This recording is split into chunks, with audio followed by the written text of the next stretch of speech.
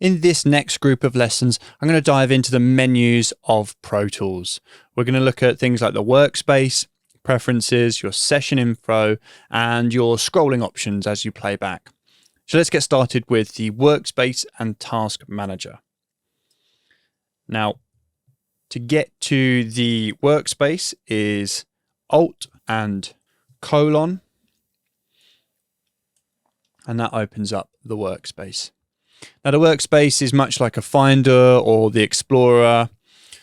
It allows you to jump through your volumes and your computer itself, all your presets, catalogs you might have. You have sound effects, your user presets, just access that drive.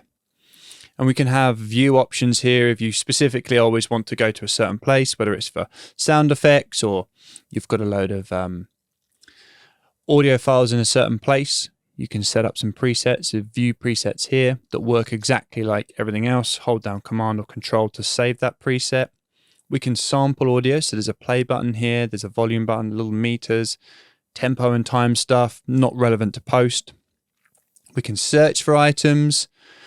We can be more specific in our search. We can have multiple words, and we can choose doesn't contain music, and we can start to search. Really powerful search tool built right into Pro Tools. So you don't have to use Finder, you don't have to jump out into Windows to try and find things. You can do it all in the app itself. I drag and drop from this window straight into your clip list, into your track list, or onto the timeline itself.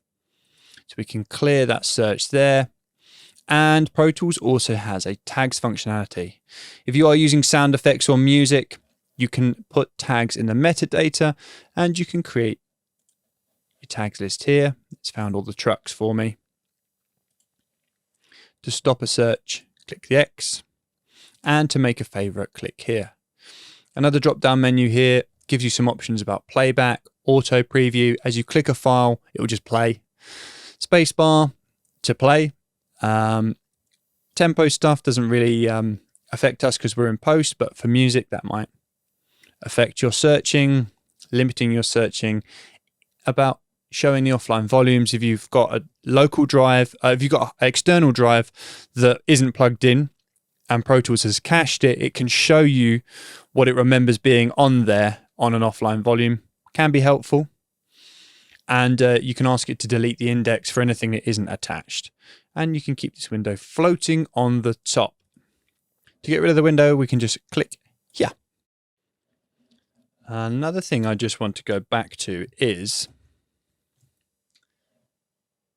in this workspace window, you see here there's a column called permissions.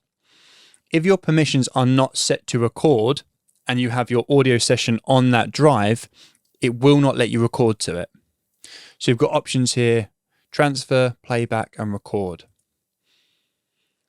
If you're not going to be recording something or capturing or doing anything like that, you could just have it set to playback. But I recommend that the local drive that you have your Pro Tools session on is set to record. You don't want anything getting in the way, no permissions issues. Playback will allow you to play back from the drive, or transfer will only allow you to ingest audio from that drive. So that's quite important to remember. Just to check these if you're having any issues where you're trying to record and Pro Tools says, So that's the workspace.